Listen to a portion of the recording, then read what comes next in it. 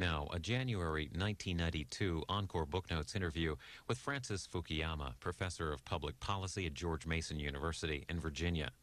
He'll discuss the issues of human society and destiny, raised in his book, The End of History and the Last Man. It's about an hour.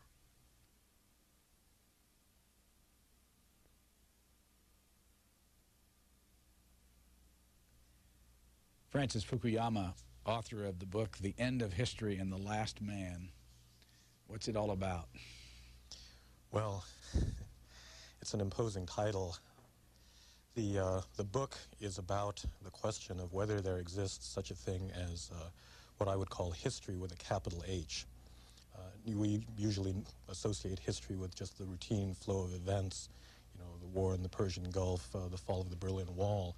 But my book tries to ask a larger question, whether there is such a thing as a history of human society, taking into account the experiences of all peoples in virtually all times, and whether there is a kind of coherent evolution in the nature of those societies as they progress from, very primitive agricultural, tribal societies up through various monarchies and aristocracies, up to the kind of liberal democracy and technologically driven capitalism that we have today.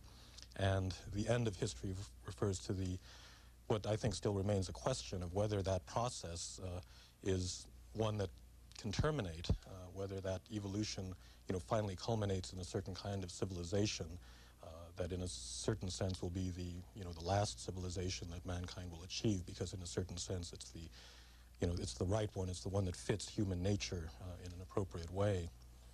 And what I argue in the book is that liberal democracy comes much closer to fitting human nature in that sense than virtually any type of prior, form of government or political organization or social organization. You can't pick up